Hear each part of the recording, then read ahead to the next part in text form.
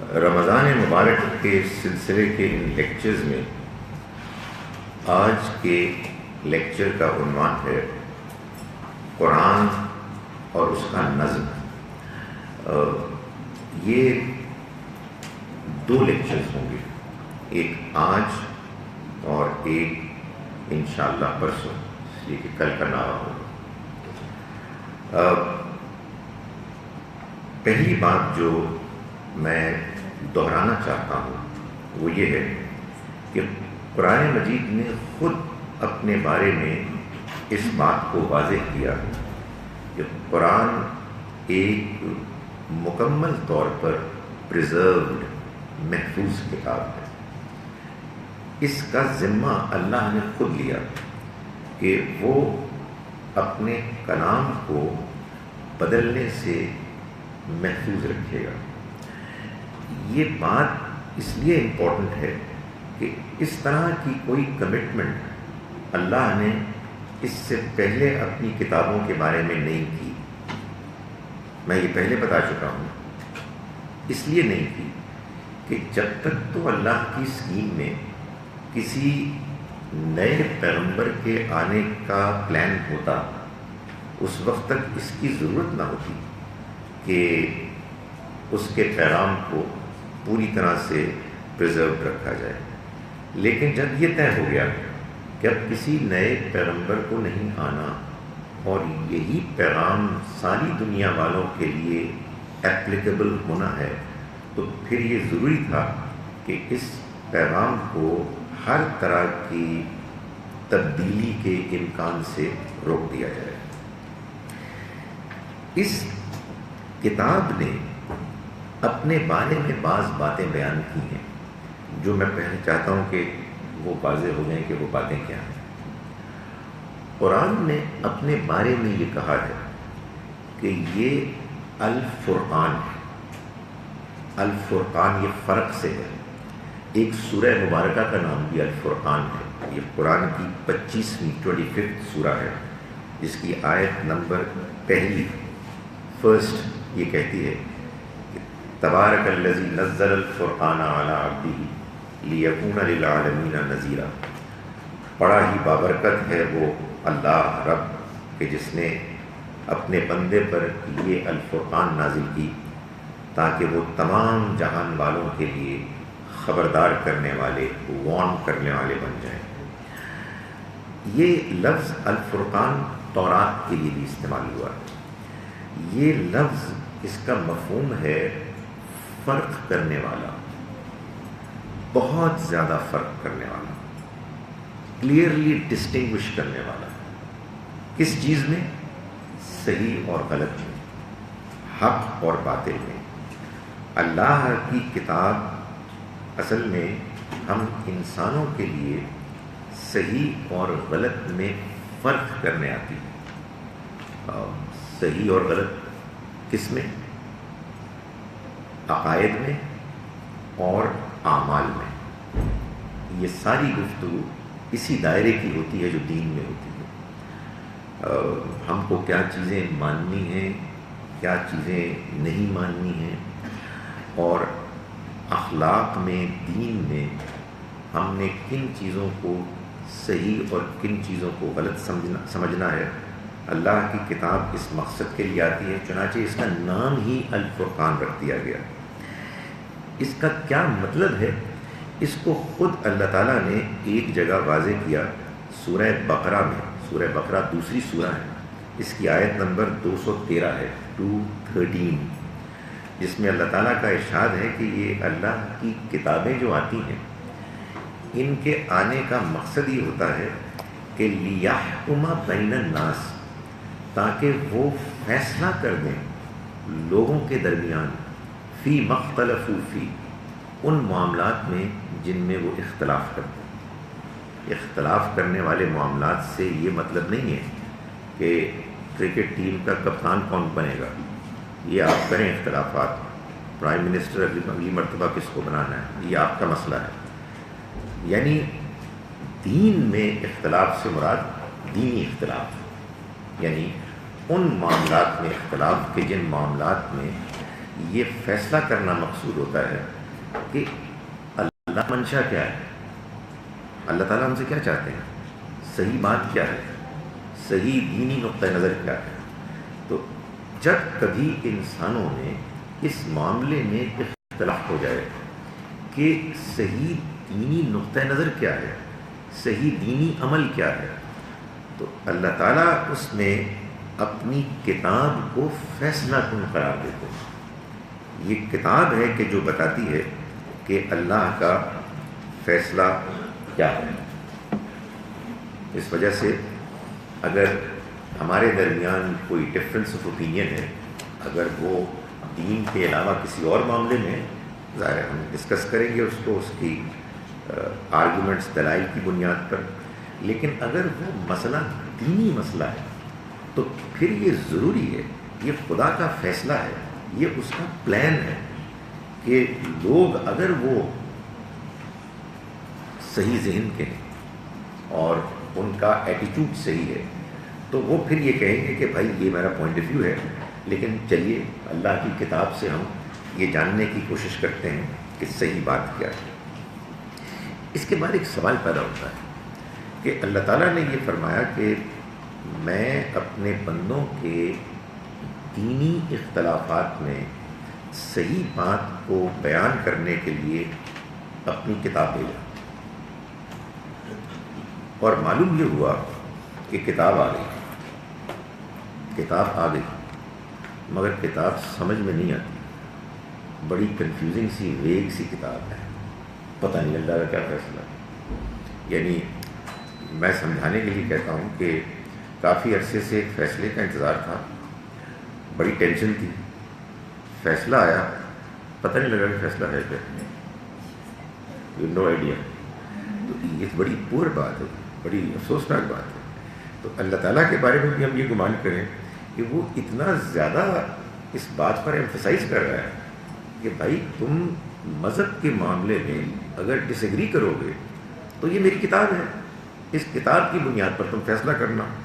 تو کتاب کے بارے میں معلوم ہوا جی کہ کتاب تو نہیں سمجھ میں آتی، یہ تو اپنے بس کی بات ہی نہیں ہے۔ میں یہ اس لیے کہہ رہا ہوں کہ انفارچونیٹلی یہ بات کہنی پڑتی ہے کہ یہ مسلمانوں میں سے بعض لوگوں کا پروپیگنڈا ہے قرآن کے خلاف، کہ قرآن سمجھ میں نہیں آتا۔ قرآن اپنے بارے میں یہ بات کلیئرلی کہتا ہے کہ یہ ایک کلیئر کتاب ہے، واضح کتاب ہے۔ سورہ نمبر 44 میں اللہ تعالیٰ نے سورہ دخان کا آغاز اس طرح کیا ہے کہ یہ واضح کتاب گواہ ہے اس بات پر کہ اللہ کی طرف سے۔ نہیں، اس کا obviously مطلب یہ نہیں ہے کہ میری زبان فرینچ ہے اور میں قرآن عربی میں پڑھ لوں گا۔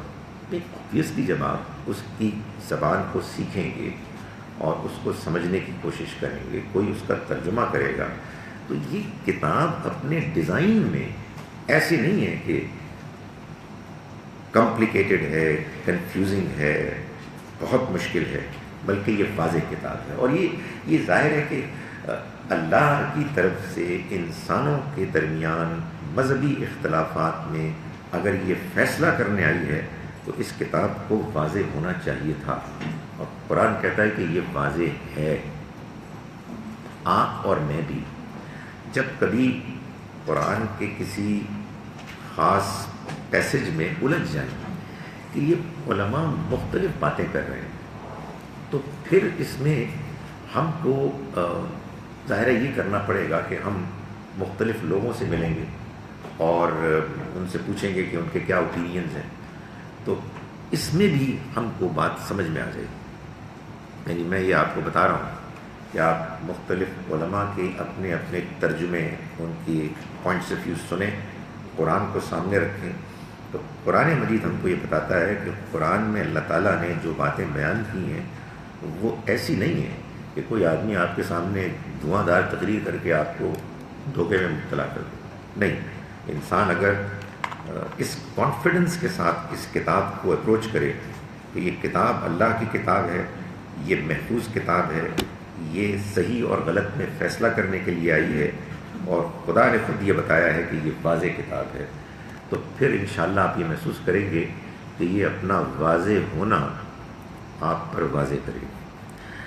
اسی ضمن کی ایک اور بات اللہ تعالیٰ نے یہ بیان کی ہے سورہ قمر میں 4 مرتبہ کہ وَلَقَدْ يَسَّرْنَا الْقُرْآنَ لِلذِّكْرِ فَهَلْ مِن مُدَّكِرٍ۔ سورہ قمر ہے 54 سورہ، 54 نمبر سورہ ہے۔ اس میں آیات 17، 22، 32 and 40 یہ سب ایک بات کر رہی ہیں کہ اللہ نے اس کتاب کو موضوع بنا لیا ہے یاد دہانی کے لیے۔ تو ہے کوئی یاد دہانی حاصل کرنے والا؟ ظاہر ہے کہ یہ کسی ایسی کتاب کے بارے میں نہیں کہا جا سکتا کہ جس کو سمجھا ہی نہیں جا سکتا، اور آپ اس کے پیغام کو سمجھنے کے لیے کچھ مقررین حضرات کو انگیج کریں کہ وہ آپ کو کچھ سٹوریز کے ذریعے سے سمجھائیں، اور وہ سٹوریز کچھ اور ہی باتیں کریں۔ نہیں، یہ کتاب اللہ کا پیغام ہے، انسانوں کی ہدایت کے لیے آئی ہے، اور یہ ہدایت ایک کلیئر ہدایت ہے۔ یہی وجہ ہے کہ اللہ تعالیٰ نے اس کتاب کو مسلمانوں کے درمیان اتحاد اور یونٹی کی کتاب قرار دیا ہے۔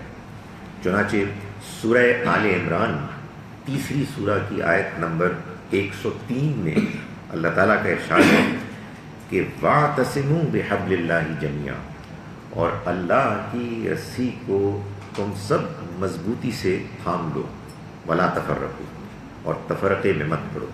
یعنی جب تم سب مل کر اللہ کی رسی کو مضبوطی سے پکڑ لو گے، اسی کے ذریعے سے اپنے اختلافات کا فیصلہ کرو گے، اس کو سب سے زیادہ اہمیت پرائرٹی دو گے، تو پھر آپ اس کا نتیجہ یہ نکلے گا کہ تمہارے درمیان انتشار اور اختلاف جو کاٹ دیتا ہے وہ ختم ہو جائے گا۔ اختلاف تو رہے گا، لیکن وہ اختلاف کے جو فرقوں میں بانٹ دیتا ہے وہ اختلاف ختم ہو جائے گا، اور وہ ظاہر ہے کہ ایسی چیز ہے کہ جو مطلوب نہیں ہے۔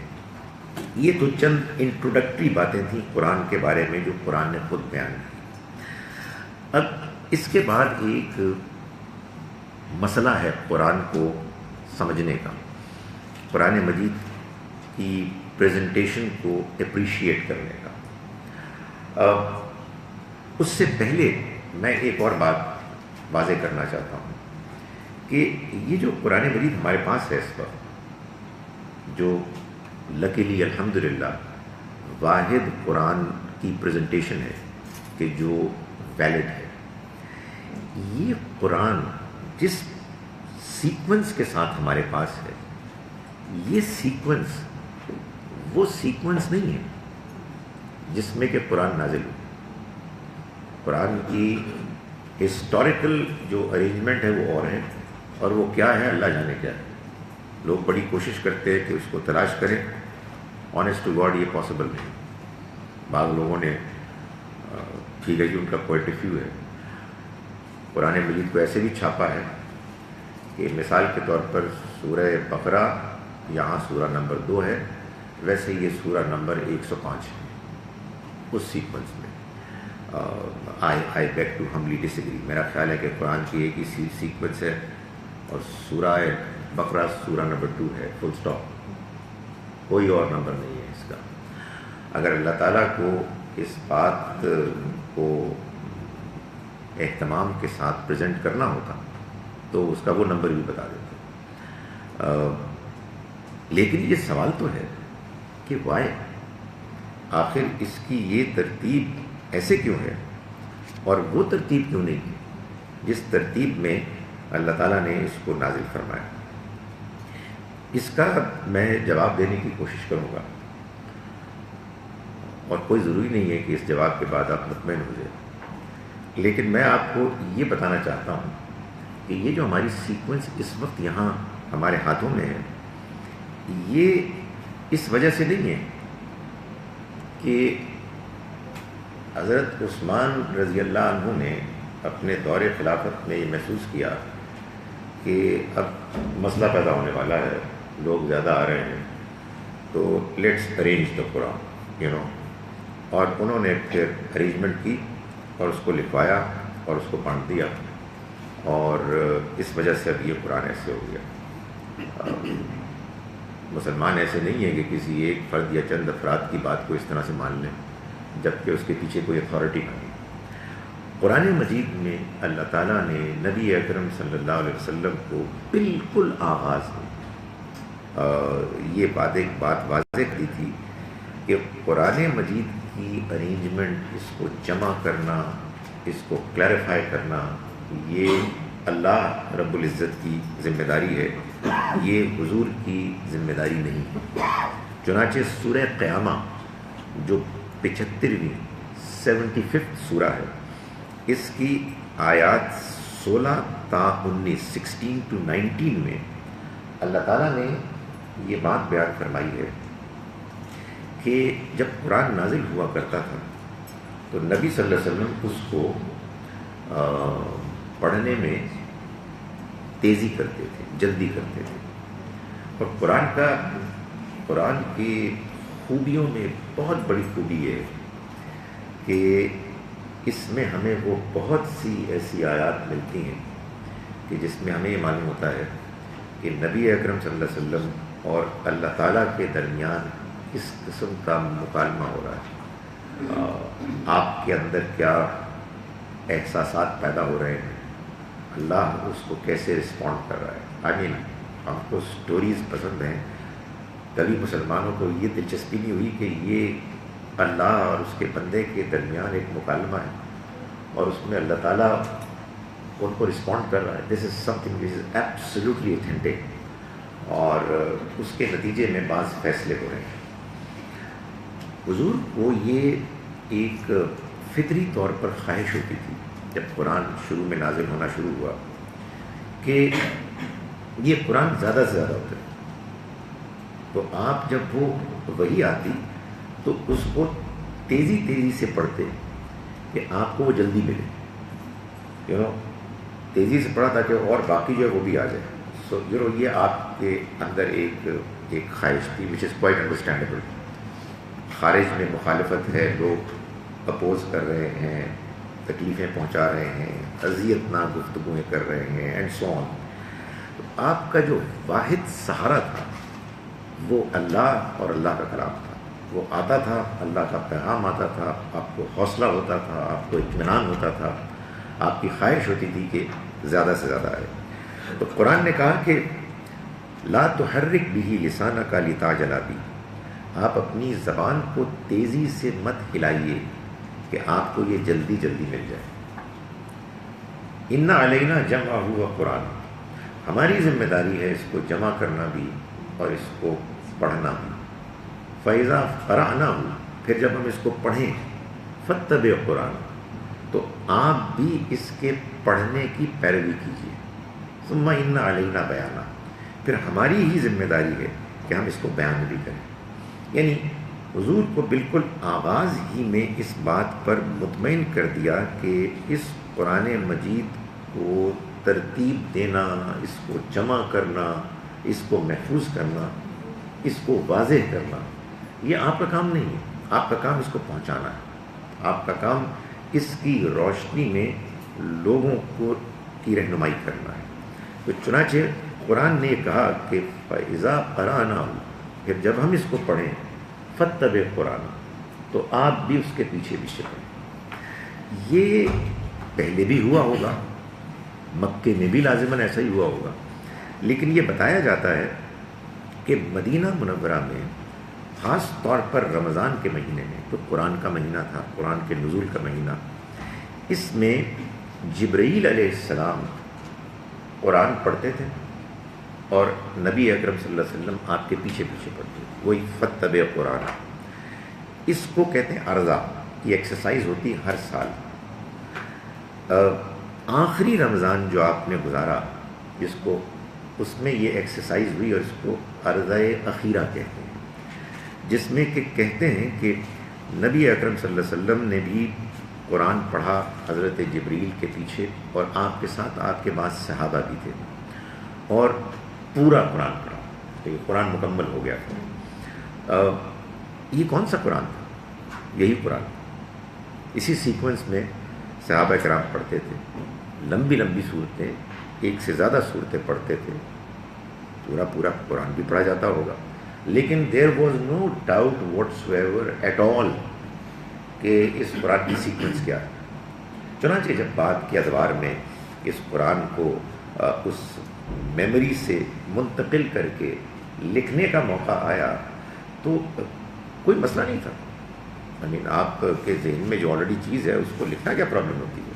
اس لیے کبھی کوئی ایسا اختلاف ہوا ہی نہیں کہ جس کے نتیجے معلوم ہو کہ مسلمانوں میں یہ شدید ایک پرابلم پیدا ہو گئی ہے کہ یہ آل عمران کیسے آ گئی ہے بقرہ کے بعد. نہیں، نیور، بیکاز یہ ایک گیون ریالٹی تھی. تو یہ سیکوینس تو گویا کہ اللہ کی طرف سے جیسے ہے. یہ اس سیکوینس کے بارے میں ایک چیز، ایک اشارہ قرآن مجید میں موجود ہے، یعنی اس کی حکمت کے بارے میں. یہ اشارہ ہے سورہ حجر میں. یہ 15ویں سورہ ہے، سورہ نمبر 15. اس کی آیت ہے 87. اس میں اصل میں بات تو جو کی گئی ہے وہ در حقیقت نبی اکرم صلی اللہ علیہ وسلم کو تسلی ہے کہ یہ جو آپ کی مخالفت ہو رہی ہے آپ اس کی پرواہ نہ کریں، ہم نے آپ کو قرآن دیا. لیکن اس کو بیان کس طرح سے کیا گیا ہے کہ اس طرح سے بیان کیا گیا ہے کہ اللہ تعالیٰ فرما رہے ہیں کہ وَلَقَدْ آتَيْنَاكَ سَبْعًا مِّنَ الْمَثَانِي وَالْقُرْآنَ الْعَظِيمِ. یعنی ہم نے آپ کو 7 مثانی دیے. مثانی یعنی یہ مثنا کی جمع ہے. یہ قرآن میں ایک جگہ اور بھی آیا ہے اور اس کا مطلب ہے دو دو، وہ چیز کہ جو دو دو ہے. تو اللہ تعالیٰ نے فرمایا کہ ہم نے آپ کو یہ مثانی دی اور یہ بڑا، یہ عظیم قرآن دیا. 7 دیے، 7 جو دو دو کی شکل میں ہیں، اور ایک عظیم قرآن دیا. یعنی یہ عظیم قرآن دیا. یہ کیا ہے؟ یہ عظیم قرآن ہے. سو یہ ایک اشارہ ہے. یہ اشارہ کیا کہہ رہا ہے یہ میں بھی آپ کو بتاؤں گا کہ اس کے بارے میں لیٹسٹ کیا انڈرسٹینڈنگ ہے کہ جو سامنے آئی ہے. ایک اور بات کہ جو قرآن کے ضمن میں میں کہنا چاہتا ہوں، جس کے بعد میں اس کے نظم کے بارے میں گفتگو کروں گا، وہ یہ ہے کہ قرآن نے یہ کہا اپنے بارے میں کہ یہ کتاب پر حکمت کتاب ہے. اٹس اے وائز بک. یاسین والقرآن الحکیم. سورہ یاسین مشہور سورہ ہے، 36 نمبر. اس کی آیت نمبر 1 سے 3. یاسین والقرآن الحکیم انک لمن المرسلین. یعنی یہ پر حکمت قرآن اس بات پر گواہ ہے کہ آپ رسولوں میں سے، یعنی آپ کی رسالت کا سب سے بڑا ثبوت یہ قرآن ہے. کون سا قرآن؟ پر حکمت قرآن، وائز قرآن. اب یہ سوال پیدا ہوتا ہے کہ قرآن مجید کا نظم کیا چیز ہے؟ ہم جس کو انگلش میں کوہیرنس کہتے ہیں، ترتیب. دیکھیں، قرآن کو پڑھنے میں جو مشکل پیش آتی ہے وہ یہ آتی ہے کہ آپ ایک ٹپیکل سورہ پڑھتے ہیں تو آپ دیکھتے ہیں کہ اللہ تعالیٰ فرما رہے ہیں کہ ہم نے بارش نازل کی، اس سے زمین میں پودے نکلے، نماز کا اہتمام کیا کرو، زکوٰۃ دیا کرو. موسیٰ کا واقعہ تم نے نہیں سنا ہے، قیامت آنے والی ہے. تو بندہ کہتے ہیں کیا ہو رہا ہے؟ تو آدمی کو ایسا لگتا ہے کہ کوئی بظاہر ترتیب نہیں ہے، اور پڑھنے والے پڑھتے ہوئے کچھ حیرت میں بھی مبتلا ہوتے ہیں. ظاہر ہے اپنے آپ کو بلیم کرتے ہیں ہم کہ بات سمجھ میں نہیں آ رہی. لیکن حقیقت یہ ہے کہ یہ جو اس میں آیات کا شفٹ ہونا ہے یہ لوگوں کو اس کی طرف متوجہ نہ ہونے کا باعث بنتا ہے. پھر لوگ کہتے ہیں جی اس میں بہت ثواب ہے پڑھنے میں، کیا عظیم کتاب ہے، اللہ کی کتاب ہے، اس میں جو بھی بیان ہوئی ہے بات کمال ہے، وہ اس سے فائدہ اٹھاؤ. ویسے اپنے مذہبی جو ضروریات ہیں، جذبات ہیں، جو آدمی کی ایکسپیکٹیشنز ہیں، ان کو کہانیوں وغیرہ سے پورے کرو. آخر ہسٹری بھی تو ایک اچھی چیز ہے نا. تو پھر وہ واقعات اور اس طرح, بیکاز یو نو آپ کو ایک you have a certain level of expectation, وہ آپ کی یہاں تو پوری نہیں ہو رہی. یہاں جاتے ہیں تو آپ کہتے ہیں جی یار پہلے بھی تو ہم نے حضرت نوح کی کہانی سنی تھی, وہ پھر آ گئی ہے, اور آپ کے اندر پیاس کسی اور چیز کی ہوتی ہے. تو پھر لا محالہ آپ کو ایسے کہانی سنانے والوں کی, ایسے تفصیل بیان کرنے والوں کی ضرورت پیش آتی ہے کہ جو پھر آپ کو کچھ اور باتیں بتاتے ہیں جو بڑی ایکسائٹنگ ہوتی ہیں. تو یہ ایک ڈیفیکلٹی, یہ ایک چیلنج ہے. اور دوسرا چیلنج قرآن کے پڑھنے میں وہ ہے کہ جو میں آپ کو بتا چکا ہوں کہ آپ کہتے ہیں کہ بھائی چلو سورت کے اندر تو کوئی صورت نظر نہیں آ رہی ہے نظم کی, صورتوں کے باہر ہی کوئی چیز نظر آ جائے کہ پہلے ساری شروع کی صورتیں آئیں پھر بعد کی صورتیں آئیں, کوئی کرونولوجیکل آرڈر ہو, وہ بھی نہیں ہے. تو پھر کرے کیا؟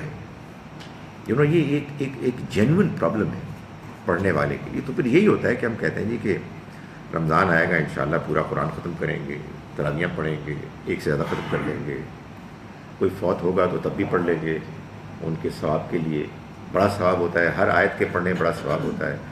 لیکن یو نو وہ جو ایک اٹیچمنٹ ہے, وہ جو ایک اس کے اندر اس کی ڈیپتھ میں جانا ہے, اس کا شوق وہ پیدا ہی نہیں ہوتا. وجہ یہ ہے کہ وہ آپ شروع ہی میں یہ محسوس کرتے ہیں کہ یعنی اٹس ناٹ ہیپننگ, نہ صورتوں کے اندر ہے اور نہ صورتوں کا آپس میں کوئی تعلق محسوس ہوتا ہے. اب اس پرابلم کو سامنے رکھنے کے بعد میں آپ کے سامنے ایک پہلے خاکہ رکھ رہا ہوں سلوشن کا, یعنی اس کی سمری بیان کر رہا ہوں. وہ سمری بھی ہے اور وہ دعویٰ بھی ہے, اور پھر میں کوشش کروں گا کہ اس دعوے کو کچھ ثابت کروں. ظاہر ہے کہ مسلمانوں کے اندر, اسکالرس کے اندر یہ ہمیشہ سے ایک چیلنج رہا ہے کہ وہ جاننے کی کوشش کریں کہ یہ قرآن مجید کا نظم, اس کی سیکوینس, اس کے اندر کوہیرنس کیا ہے. مسلمانوں میں تو الحمدللہ باوجود اس کے کہ اکثر و بیشتر اس کو صحیح طرح سے اپریشیٹ نہیں کیا گیا, کبھی کوئی انیشیٹو ہوا ہی نہیں کہ قرآن کی ترتیب کو بدلا جائے, پاسبل ہی نہیں. It was made such an important part of our understanding کہ جیسے 5 نمازیں ہیں اور مغرب کی نماز کی 3 رکعتیں ہیں, ویسے ہی یہ قرآن ہے. یہ نہ صرف یہ کہ اس کے الفاظ نہیں بدلے جا سکتے, اس کی سیکوینس بھی نہیں بدلی جا سکتی, بھلے نہیں سمجھ میں آتی سیکوینس کیا ہے, یہ بہت بڑی بات ہے. لیکن غیر مسلموں نے تو کیا, یعنی بعض غیر مسلموں نے قرآن کا ترجمہ کیا اور اس کی ترتیب بدل دی. انہوں نے یہ ترتیب ٹھیک نہیں ہے, مسلمانوں نے غلطی کی ہے. سو یو نو اقرا بسم ربک الذی خلق سے شروع ہوتا ہے اور وہ پھر جا کے سورہ مائدہ پہ وہ ختم کرتے ہیں بعض لوگ, اس لیے کہ ان کا خیال یہ ہے کہ دس از دا رائٹ سیکوینس. تو یہ پرابلم کی سیریسنیس ہے کہ لوگ ظاہر چیلنج کرتے ہیں, اور اس چیلنج میں بعض اوقات ظاہر ہے کہ وہ تنقید کرتے ہیں, مذاق کرتے ہیں. تو اس کا جواب تو مسلمانوں نے ہمیشہ سے تلاش کرنے کی کوشش کی, اینڈ آئی ایم شیور کہ ایک سے زیادہ آلٹرنیٹیو پوائنٹس آف ویو ہیں جو ہمارے یہاں موجود ہیں. لیکن ایک بہت امپورٹنٹ قابل غور نقطۂ نظر جو دھیرے دھیرے ڈیولپ ہوا ہے سب کانٹیننٹ میں اور اس پر کام ہوتا چلا جا رہا ہے, وہ پوائنٹ آف ویو ہے کہ جو اس علاقے سب کانٹیننٹ کے ایک بڑے scholar, not very well known, مگر وہ اپنے اسکالرلی جو تھا, جو فریٹرنٹی ہے اس میں سب کے دل میں ان کی بڑی رسپیکٹ تھی, مولانا حمید الدین فراہی. یہ 1930 میں ان کا 1930 میں انتقال ہوا, اور انہوں نے آپ کہیے کہ ایک پاتھ بریکنگ ایک پریزنٹیشن کی, یا اس کا آغاز کیا, انیشیٹ کیا ایک انڈرسٹینڈنگ کا, جس انڈرسٹینڈنگ کو پھر لے کے آگے ان کے شاگرد مولانا امین احسن اصلاحی نے اس پر تفسیر لکھی اپنی. ان کی تفسیر پر ایک P H D thesis Mustansar Mir نے ہے. یہ اب ایک کتاب کی شکل میں بھی موجود ہے. میں آپ کے سامنے اس وقت جو اس ساری پریزنٹیشن کا دعویٰ پیش کر رہا ہوں، اس انڈرسٹینڈنگ میں جو چیز کی نظم کوہیرنس پر پائی جاتی ہے، لیولز. ایک لیول ہے لیول، تمام قرآن کی صورتیں ایک یا کے گرد گھومتی ہیں اور وہ ایک اس کو مضبوط کرتی ہیں. وہ یہ ہے کہ قرآن 14 صورتوں میں سے 54 پیئرز پر مشتمل ہے. وہ 54 پیئرز کے میں نے وہ جو آیت آپ کو بیان کی دو اور تیسری جو پرابلم کا جواب تھا کہ یہ کیا ہوتے ہیں مدنی صورتیں. پھر تو یہ دعویٰ کیا گیا کہ مکی اور مدنی صورتوں پر میں صورتوں کو ایسے منظم کیا گیا ہے کہ وہ کو سپورٹ کر رہی ہیں. تمام صورتیں ایک خاص سیکوینس میں سو گویا کہ قرآن مجید موجودہ شکل میں جو کہ اس کی واحد شکل ہے اللہ کی طرف سے گیا ہے. صورتوں کے ایرنٹ کلام نہیں ہے. کوئی بات ہو رہی ہے اس طرح سے جوڑا گیا.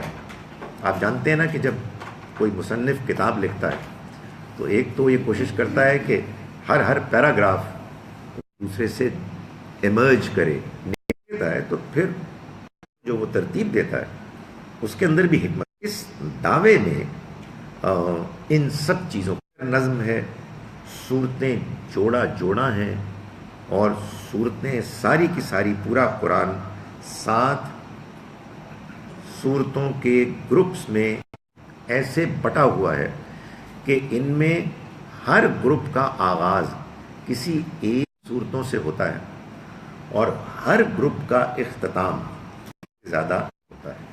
چنانچہ پاس ہے یہ مکی مدنی صورتوں پر مشتمل 7 گروپس ہیں کہ جن کا مجموعہ ہے. یہ دعویٰ ہے، ایک اچھا دعویٰ ہے. اللہ کرے کہ ثابت ہو جائے. ظاہر ہے کہ میں اس کو آپ کے سامنے بیان کرنے کی کوشش کروں گا کہ یہ دعویٰ ہی نہیں ہے بلکہ ایک حقیقت ہے. ایسے ہی دیکھیں سنیں کہ کیا یہ بات نہیں لگتی، کیونکہ قرآن کو خود اور حقیقت یہ ہے کہ آپ اسی طرح سے گہرا ہوگا کہ آپ خود ڈسکور کریں گے کہ یہ بات سمجھ میں آ رہی ہے. میں نے خود اس کو دیکھا، کیونکہ اصل میں دین کو دیکھتے ہیں دوسروں سے آتا ہی نہیں. وہ تعلق آپ خود اس کا تجربہ کریں. جب آپ سمجھ میں آ جائیں گی 2-4 چیزیں بھی واٹ دا پوائنٹ. مجھے لیڈ مل گئی ہے، اب میں اس سے اور اس میں ایک بہت بڑی چیز یہ ہوگی کہ بور نہیں ہوں گے یار، بلکہ آپ کے اندر ایک اس میں لیٹس اور یہ شفٹ کیوں آیا ہے، اس کے درمیان کیا لنک ہے. اب میں مثال میں آپ کے سامنے پیش کر رہا ہوں سورہ بقرہ آیت نمبر 30 سے واقعہ بیان کیا ہے، بلکہ زیادہ صحیح واقعہ بیان کیا ہے کہ جس میں فرشتوں سے یہ کہا کہ وہ آدم کے آگے سجدہ کریں. اس سٹیٹمنٹ تھے اور فرشتوں ہی کی طرح اور جو موجودات بھی تھے ابلیس کے. قرآن نے رب کی نافرمانی کی اور میں ان سے سپیریئر ہوں، اس کو مٹی سے پیدا کیا، سو میں وائشو. تو یہ اس نے انکار کیا. یہ سٹوری سمجھ میں آ گئی. یہ قرآن مجید میں کچھ 7 جگہ بیان ہوئی ہے، لیکن اس کے بعد یہ بھی اللہ تعالیٰ نے بتا دیا کہ اس نے یہ تکبر کیا. اور اس کے بعد اللہ نمبر 40 سے آنورڈز کوئی آیات ہیں جن میں آپ اسرائیل اذکروا نعمتی التی انعمت علیکم یا فرحون، اے بنی اسرائیل میں نے تم کو کی اور تم اور ایمان لاؤ ان پر کہ جو تصدیق کرتے آئے ہیں تمہاری کتابوں کی اور نکار کرنے والے. تو بندہ یہ سوچتا ہے کہ کیا ہے؟ تو ظاہر ہے کہ میں نے گزارش کی کہ عام حالات میں اور اس کو ایسے ہی اللہ کا کلام پر حکمت کلام ہے، میں میرے اور آپ کے لیے ایک دعوت ہے. تو جب ہم اس طرح سے اس کو تلاش کرنے کی کوشش کرتے ہیں، یعنی آدمی کو یہ بات سمجھ میں آتا، بنی اسرائیل ان واقعہ اور کچھ تقاضا کیا تھا کہ وہ ان سے سپیریئر ہیں بعض پہلوؤں سے. اسرائیل اپنے آپ کو بنی اسماعیل سے سپیریئر چوزن پیپل ہیں، اور قرآن نے خود کہا، لیکن وہ اس بات کو ماننے کے لیے تیار نہیں تھے. بنی اسماعیل جو عرب کے لوگ مذاق اڑاتے تھے، چنانچہ ان کے لیے انویٹیشن نبی اکرم صلی اللہ علیہ وسلم بہت بڑی آزمائش بن گئی. بڑا سمجھنے کی وجہ سے اس کو ماننے سے انکار کر دیا. تو قصہ آدم و ابلیس بیان کیا کہ جس کے بعد یہ بات اللہ کے حکم کے آگے جھکنا ہے، اگرچہ کہ اس کے نتیجے میں جو ایک رکاوٹ ہے اس کو یہ سیکھ اپیرنٹلی پڑھنے کے نتیجے میں ایک اور مثال آپ کے سامنے پیش کر رہا ہوں. سورہ 57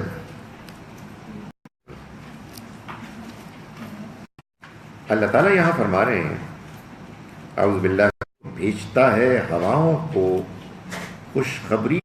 یہ کیا چیز ہے؟ یہ وہ چیز ہے کہ انتظار بارش. تو اور اس کی رحمت کیا ہے؟ بارش، جو بارش کی خوشخبری سناتی ہے. بادل بوجھل ہیں، سقناہ اتارتے ہیں اس کے ذریعے سے پانی. کذالک نخرج الموتیٰ، اسی طرح سے ہم مردوں کو زندہ کر دیں گے. لعلکم تذکرون، تاکہ تم نصیحت حاصل کرو. تو یہ جو ہم تم کو ایک فینومینل اسپیکٹیکل دکھاتے ہیں بارش کا، اور بارش کے نتیجے میں مردہ زمین کے زندہ ہونے کا، یہ گویا کہ ایک دلیل بھی ہے اور ایک یاد دہانی بھی ہے کہ تم بھی جب مر جاؤ گے تو تمہاری موت کے بعد تمہیں دوبارہ زندہ کرنا ہمارے لیے کوئی مشکل نہیں ہوگا. یہ تو ہر سال ہی ہم تم کو دکھاتے ہیں کہ مردہ زندہ ہو جاتا ہے، مردہ زمین. فرمایا والبلد الطیب، اور پاکیزہ زمین یعنی زرخیز زمین. یخرج نباتہ باذن ربی، نکلتی ہیں اس کی فصلیں اس میں سے اس کے رب کے اذن حکم سے. والذی خبث، اور جو زمین خبیث ہے، بنجر ہے، فرٹائل نہیں ہے، لا یخرج الا نکدا، کچھ نہیں نکلتا اس میں سے سوائے بیکار پودوں کے، جھاڑیوں کے. کذالک نصرف الآیات، اسی طرح سے ہم بدل بدل کر آیات پیش کرتے ہیں. لقومی یشکرون، ان لوگوں کے لیے کہ جو شکر ادا کرنے والے ہیں. اگلی آیت کیا ہے؟ لقد ارسلنا نوحا الی قومی، ہم نے بھیجا نوح کو ان کی قوم کی طرف. تو بندہ کہتا ہے یہ کیا ہوئی، بارش کے بعد یہ کیا چکر ہے؟ اور اس کے بعد آپ یہ دیکھتے ہیں کہ یہ نوح علیہ السلام ہے، اس کے بعد ہود علیہ السلام ہے، صالح علیہ السلام ہے، لوط علیہ السلام ہے، شعیب علیہ السلام ہے. ایک لمبا پھر قصہ ہے موسیٰ علیہ السلام کی قوم کا چلا جا رہا ہے. تو اگین آدمی یہ کہتا ہے کہ یہ بات کچھ سمجھ میں نہیں آئی کہ یہ اچانک اتنی بڑی شفٹ کیوں ہو گئی. لیکن اگین اگر آپ قرآن کے اوپر اعتماد کرتے ہوئے غور کریں تو آپ یہ محسوس کریں گے کہ اصل میں اللہ تعالیٰ یہ بتا رہے ہیں اپنے پیغمبروں کے دعوت کی داستانیں بیان کرنے سے پہلے کہ جو انہوں نے اپنی قوموں کے سامنے پیش کی، اور پھر اس کے نتیجے میں مختلف رسپانسز آئے. اللہ تعالیٰ یہ بتا رہے ہیں کہ جیسے وہ اللہ کی رحمت نازل ہوتی ہے نا، جو آسمان سے آتی ہے بارش کی صورت میں، اسی طرح کی ایک اور بارش ہے جو آسمان سے آتی ہے وحی کی صورت میں. یہ روحانی بارش ہے. تو وہ جو مادی بارش ہے نا، اس میں بھی تم یہ دیکھتے ہو کہ جب وہ زمین پر برستی ہے تو ساری زمینوں کا رسپانس ایک سا نہیں ہوتا. کچھ زمینیں ہوتی ہیں جو زرخیز ہوتی ہیں اور اس بارش سے ان کے ہاں ہریالی ہوتی ہے، اور کچھ زمینیں ہوتی ہیں جو بنجر ہوتی ہیں اور بارش کے نتیجے میں کوئی فائدہ نہیں ہوتا، نکلتا بھی ہے تو ایسی بیکار قسم کے پودے. بالکل یہی حال روحانی بارش کا بھی ہے. آسمان سے برستی ہے، انسانوں کے دلوں میں برستی ہے، لیکن دل ایک طرح کی نہیں ہوتے. کچھ ہوتے ہیں کہ جو زرخیز ہوتے ہیں اور ان کے اندر ایمان، اخلاق، نیکی کی فصلیں ہیں کہ جو لہلاتی ہیں اس وحی کے ذریعے سے، لیکن کچھ ایسے دل ہوتے ہیں کہ جو بنجر ہوتے ہیں. وہی بارش جو وہاں برستی ہے وہی یہاں بھی برستی ہے، لیکن یہاں سوائے دشمنی کے، نفرت کے، انکار کے، کفر کے کچھ نہیں نکلتا. تو یہ گویا کہ اللہ نے اپنے پیغمبروں کی جانب سے روحانی بارش کا بیان کرنے سے پہلے اس مادی بارش کا ذکر کرنے سے اس تمہید کو اٹھایا ہے اور یہ بتایا ہے کہ اللہ کا طریقہ یہ نہیں ہے کہ وہ سب کو اپنے پیغام کے نتیجے میں متوجہ کر دے. اس کا تعلق اس بات سے ہے کہ انسان کیسا ہے. یہ وہی بات ہے کہ جو قرآن نے بار بار بیان کی ہے کہ آپ اچھے انسان ہوں گے تو آپ کو اللہ کا پیغام سمجھ میں آئے گا، آپ کو اللہ کا دین، آپ کو اللہ کی طرف سے ایمان کی دعوت سمجھ میں آئے گی. یہ وہ بات ہے کہ جو میں ایک اور پورے لیکچر میں بیان کروں گا، لیکن ابھی میں صرف آپ کو اس پہلو سے اس کو بتا رہا ہوں کہ قرآن مجید میں یہاں بھی آپ دیکھیں گے کہ اگر آیات نمبر 57 اور 58 میں ایک اور بات بیان ہوئی ہے، یعنی فینومینن آف رین فال، تو آگے جو کچھ بھی بات بیان ہوئی ہے ایک طویل تاریخ پیغمبروں کی دعوت کی، وہ پچھلی بات سے ارریلیونٹ نہیں ہے، بلکہ پچھلی بات اگلی بات کا کی ایک بڑی عمدہ تمہید ہے. میں صرف ایک مثال آپ کو اور دیتا ہوں. سورہ آل عمران کی مثال ہے. یہاں تک تو آپ شاید یہ کہیں گے کہ جو بات میں آپ کے سامنے بیان کر رہا ہوں اچھا ہے، ٹھیک ہے، اگر آپ اس کو سمجھ لیں تو آپ کو قرآن ذرا اچھا لگتا ہے، لیکن سمجھنے میں کیا فرق پڑتا ہے، حکم میں کیا فرق پڑتا ہے؟ نہیں، بعض اوقات کیا ہوتا ہے کہ اگر آپ قرآن مجید کی سیکوینس کو، اس کے نظم کو اپریشیٹ نہیں کرتے تو آپ صرف یہی نہیں ہے کہ ایستھیٹیکلی آپ محروم ہو جاتے ہیں قرآن کی بیوٹی کو اپریشیٹ کرنے، اور یہ بھی ایک بہت بڑی محرومی. یعنی کہ کیا بات ہوئی کہ آپ اللہ کی کتاب پڑھ رہے ہیں اور صرف اس روب کی وجہ سے پڑھ رہے ہیں کہ اللہ کی کتاب ہے، اور اس لیے پڑھ رہے ہیں کہ آپ کو بتایا گا بڑا ثواب ملتا ہے، لیکن سمجھ کچھ نہیں آ رہی. وہ بات ہوئی، بات ہے کہ اللہ کی کتاب سمجھ میں آنی چاہیے. آدمی کا دل کہے کہ یار کمال ہو گیا، جی بریلینٹ، سبحان اللہ، مجھے تو اس کو اور سمجھنا ہے. یہ تو ابھی چند مثالیں ہیں، میں تو اب اس میں ڈوب جاؤں گا. یہ سمجھ میں آئے کہ یہ باتیں آخر ہو رہی ہیں تو اس کا کیا پہلو ہے. تو میں یہ گزارش کر رہا ہوں کہ اس کی جو ایستھیٹک اپریسیشن ہے وہ بھی بہت بڑی چیز ہے. سچی بات ہے، سب سے بڑی چیز وہی ہے. آدمی کا دل اللہ کی کتاب کو پڑھنے میں لگے، آپ اس کو سن کر محسوس کریں کہ آپ کو ایک ایسا کلام سننے کو مل رہا ہے جس سے بہتر کوئی کلام نہیں. میں آپ کو یہ بتاؤں کہ آپس کی بات ہے، جب ہم اس طرح گفتگو کرتے ہیں آپس میں مسلمان تو عام طور پر ایک تکلفاً کہتے ہیں بے شک بے شک، ایک ہے کہ کہنا پڑتا ہے نا بھائی، یہ تمیز کی بات ہے اللہ کے، لیکن وہ دل سے نہیں نکل رہا ہوتا. یہ دل سے نکلے گا انشاءاللہ. آپ اس کو پڑھیں گے تو آپ محسوس کریں گے یار this is something special, this is out of this world, کمال ہے یہ اللہ ہی کا کلام ہے. یہ اس صورت میں ہوگا کہ جب آپ اس کو پڑھیں گے اور آپ کہیں گے کہ واو، نہیں یہ مجھے نہیں سمجھ میں آیا تھا، یہ غیر معمولی چیز ہے. سو میں یہ کہہ رہا ہوں کہ وہ تو ایک ایکسیپشنلی امپورٹنٹ چیز ہے، لیکن آپ اس کے اس نظم کی انڈرسٹینڈنگ کو اپریشیٹ نہیں کریں گے تو یہ بھی ہوگا بعض اوقات کہ آپ مطلب کچھ سے کچھ سمجھیں گے. میں اس کی مثال ایک دے رہا ہوں. سورہ آل عمران ہے، 3rd سورہ ہے، اس کی آیات ہیں 96 اینڈ 97 آپ کے اس مصحف میں پیج 124. اس میں اللہ تعالیٰ نے جو بات بیان فرمائی وہ یہ ہے کہ اعوذ باللہ من الشیطان الرجیم، بسم اللہ الرحمن الرحیم.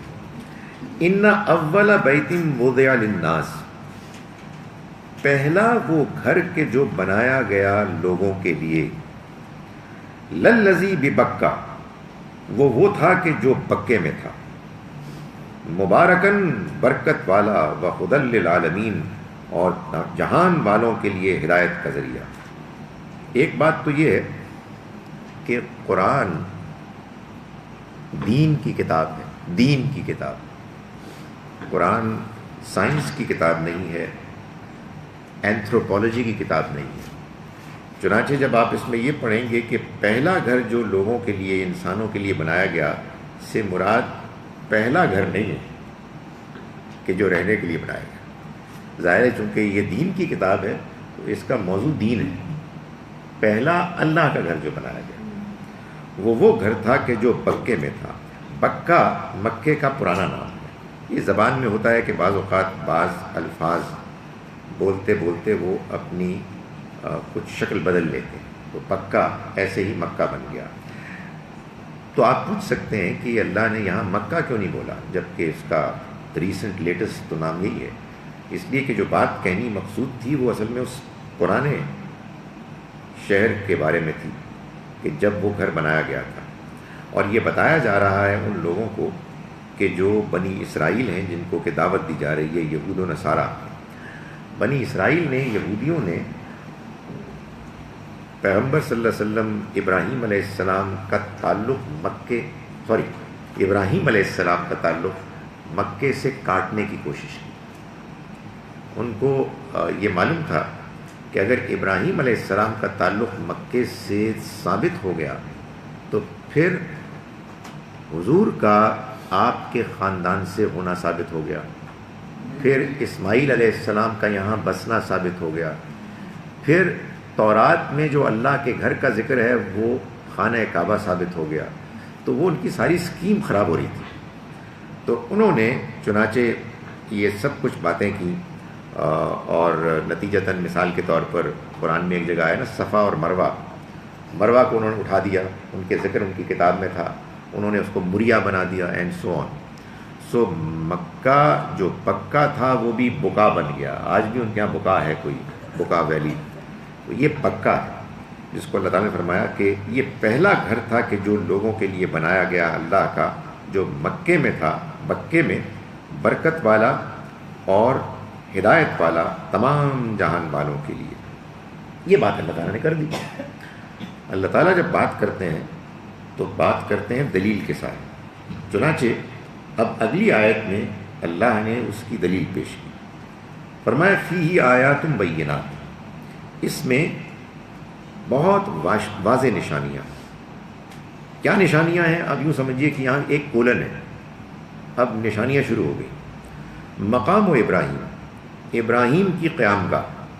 آپ مکے میں جائیں تو آپ کو پورا شہر یہ بتاتا ہوا ملے گا کہ یہاں ابراہیم علیہ السلام تشریف لائے، ایک خاص مقام بھی انہی کے نام سے منسوب ہے، اور وہ یہاں آئے، انہوں نے قیام کیا۔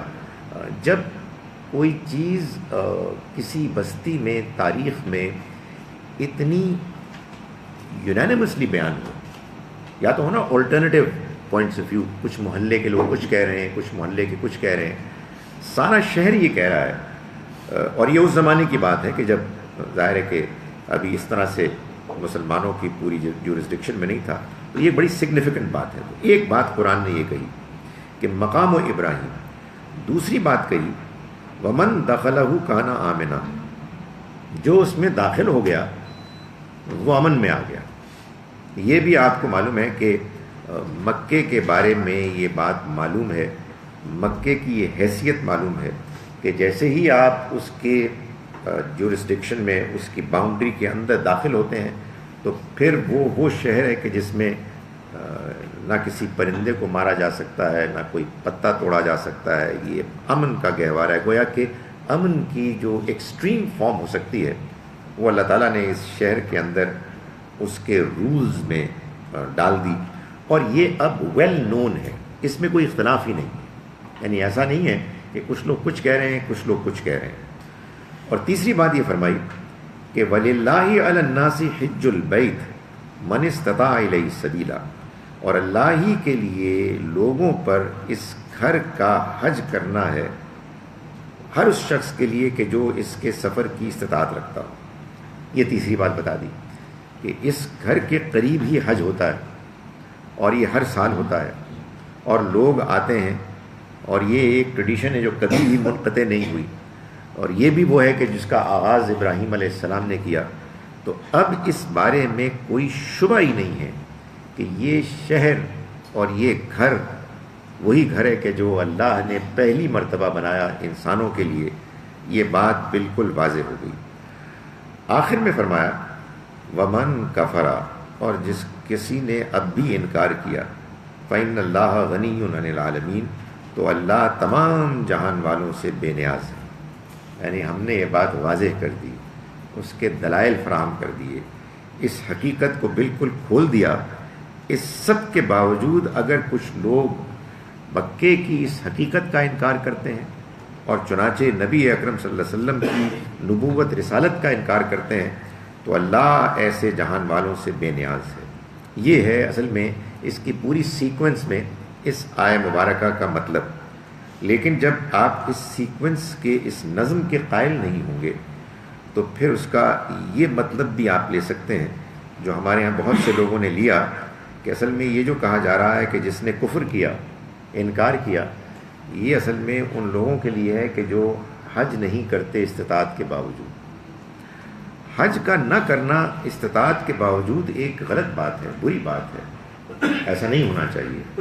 لیکن آیت یہ نہیں کہہ رہی، آیت تو یہ کہہ رہی ہے کہ جس نے اس حقیقت کا انکار کیا کہ یہ پہلا گھر ہے کہ جو اللہ نے انسانوں کے لیے بنایا، اور اسی گھر میں پھر جب اس کی کنسٹرکشن تعمیر کے وقت ابراہیم علیہ السلام نے دعا کی تھی ایک پیغمبر کے اس شہر میں آنے کی، وہ آ گئے ہیں، اور یہ گھر ابراہیم کا یہاں آنا، ان کا اس گھر کے اس شہر کے ساتھ تعلق، یہ سب اس بات کو ثابت کرتے ہیں کہ یہ پیغمبر کے جو اس کتاب کو لے کے آئے ہیں صلی اللہ علیہ وسلم، یہ اللہ کے پیغمبر ہیں۔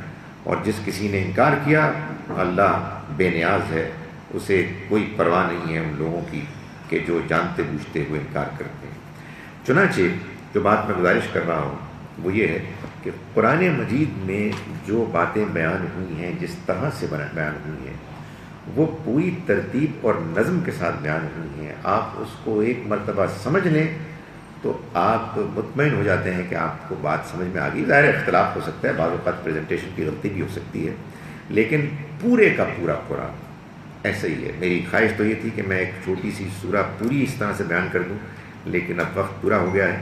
میں صرف اتنی بات کہہ کے اپنی بات کا اختتام کر رہا ہوں کہ کل تو ہماری کلاس نہیں ہوگی، لیکن بدھ کو میں انشاءاللہ جو میں نے آپ کے سامنے دعویٰ پیش کیا ہے کہ قرآن مجید میں ترتیب ہے، اور ترتیب کے 3 لیولز ہیں۔ ایک سورہ کے اندر یونٹی اور آیات کا آپس میں جوڑنا، دوسرا صورتوں کا جوڑا جوڑا ہونا، اور تیسرا قرآن پورے کا 7 گروپس میں منقسم ہونا، ایسے کہ اس میں تمام گروپس جو ہیں وہ ایک یا ایک سے زیادہ مکی صورتوں سے شروع ہوتے ہیں اور ایک یا ایک سے زیادہ مدنی صورتوں پر ختم ہوتے ہیں۔ یہ انشاءاللہ میں آپ کے سامنے بدھ کو پیش کروں۔ اقول قولی ھذا واستغفر اللہ لی ولکم۔ سر ایک سوال جناب۔ سر میں یہ دیکھتا ہوں کہ ہمیں تو آج تک کسی نے قرآن کے جو فنی محاسن ہیں نہیں بتائے۔